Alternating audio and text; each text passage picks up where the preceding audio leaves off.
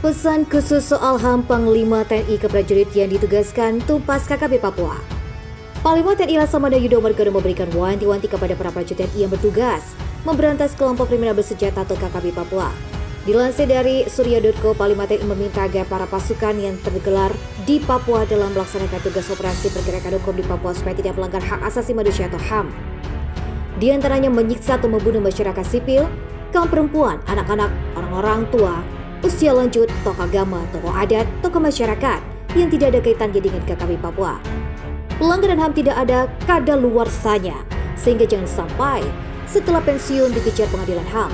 Demikian penekanan Panglima TNI Laksamana Yudo Margono saat menerima paparan revisi Undang-Undang RI Nomor 34 Tahun 2004 oleh Kabinkum TNI Laksamana Muda TNI Kresno Buntoro di Mabes TNI Cilangka, Jakarta Timur, Jumat 28 April 2023. Lebih jauh, Panglima TNI menegaskan agar pasukan yang tergelar di Papua fokus memberantas KKP Papua beserta kelompoknya yang bersenjata dan simpatisan yang nyata-nyata turut menyerang pasukan kita. Bagi masyarakat sipil yang diduga simpatisan akan diserahkan ke Polri untuk diproses hukum, tidak ditangani sendiri sehingga melakukan HAM. Sementara itu, KKP Papua di Yahukimu tampaknya tersulut dengan aksi Egyanus Kogoya CS, seorang prajurit TNI. Setelah insiden tersebut, KKP Papua di wilayah Yahukimu semakin brutal. Mereka tega membunuh dua warga sipil secara mengenaskan. Dua warga sipil ditemukan tewas dalam keadaan mengenaskan di selatan Jalan Satstik, Distrik Dekai, Kabupaten Yahukimu, Papua Pegunungan pada Minggu 30 April 2023 siang.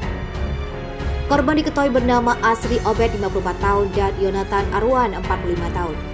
Kapolda Papua Irjen Matius Fahiri menyebut keduanya ditemukan oleh warga di rumah milik korban Yonatan Arwan. Polisi juga telah berusaha mendalami kasus tersebut agar para pelaku bisa segera diketahui.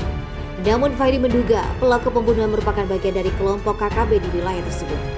Kapolres Yahukimu AKBP Arif Kristanto mengungkapkan, kedua korban saat ini telah berada di RSUD DKI untuk dilakukan visum oleh tim medis.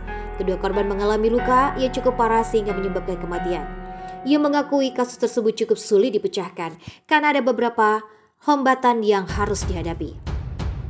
Namun menurut Arif, saat melakukan TKP, pihaknya menemukan beberapa bukti berupa satu pasang sandal jepit warna biru yang sebelah kirinya terdapat bercak darah, dan satu buah katapel, dan satu botol air mineral 600 ml dan satu bungkus kue kemasan. Sebelumnya 5 prajurit TNI gugur imbas penyerangan dilakukan oleh KKB, separatis dan teroris KST atau kelompok kriminal bersenjata Papua di Eduga. Hal tersebut telah dibenarkan oleh Kolonel Kaf Herman Taryaman, Kepala Penerangan Daerah Militer Kapendam 17 Cendrawasih.